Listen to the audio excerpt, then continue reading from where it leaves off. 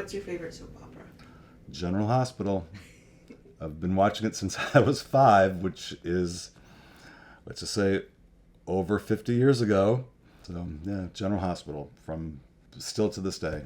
Every day it's on my DVR.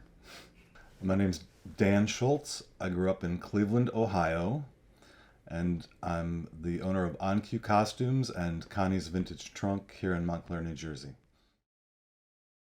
Connie's Vintage Trunk is a side business I opened up 5 years ago, named after my mother, whose maiden name was Connie Trunk.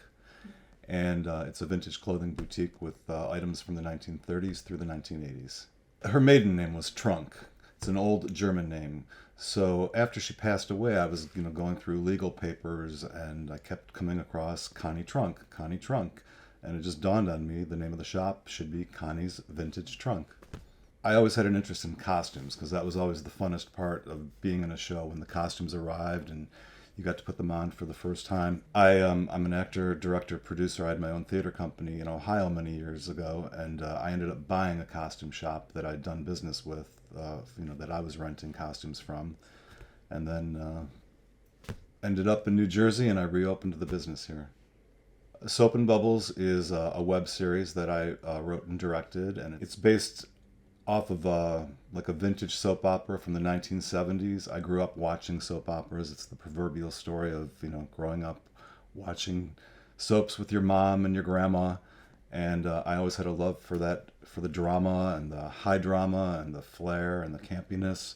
So Soap and Bubbles is a vintage soap opera that takes place in 1976. This was a pandemic project. It was trying to come up with some ways to, express myself creatively. And I originally thought maybe I would just do like a 1970s photo session. And then I thought, oh, maybe I'll, write some little skits or some scenes to go along with it. And then I thought, oh, I'm just going to write a soap opera that takes place in the 70s.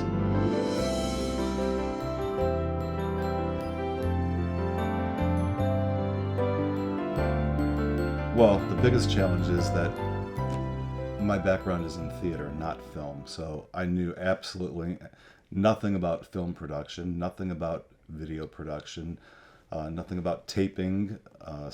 Everything about it was really foreign to me. I knew soap operas, I knew theater scripts, I've watched a million hours of soap operas, but the biggest challenge was really just my lack of experience. So I tried to find good people who knew what they were doing to fill in the blanks for what I didn't know. I love vintage clothing from the 70s.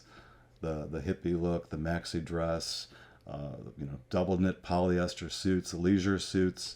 So I've always really loved 1970s fashion. It's hard to say that because all of these characters are crazy and over the top, but each of them are a little bit of my life or a little bit of somebody I know. I'd say that the closest comparison I have to real characters in my life are there's two characters, Dolores and Benny. They remind me the most of my mom and dad.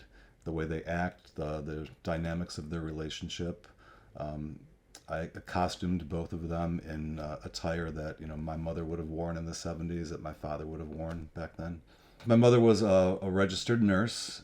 She was everything that a mother should be. And also just my best friend. We would stay up, back once they invented VCRs, we would watch, she'd have her daytime lineup from 12:30 till 4 o'clock of the soap operas she would watch. And, I'd get home late at night and she'd be sitting there watching them, and we'd, watch them together, and then we'd have our, typical late night talks, and that's, pretty much it.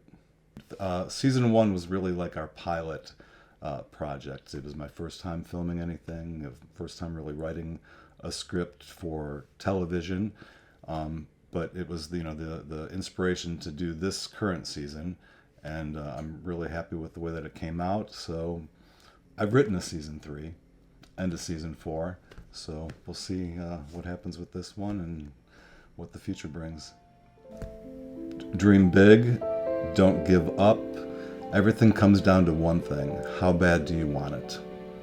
If you want it bad enough, you're going to work, you're going to eat peanut butter and jelly, You're going to stay up all night. You're going to do what it takes to pay the bills, and you're going to create. Because if you really want to make something, if you really want to create something, it takes a lot of work. It doesn't happen overnight.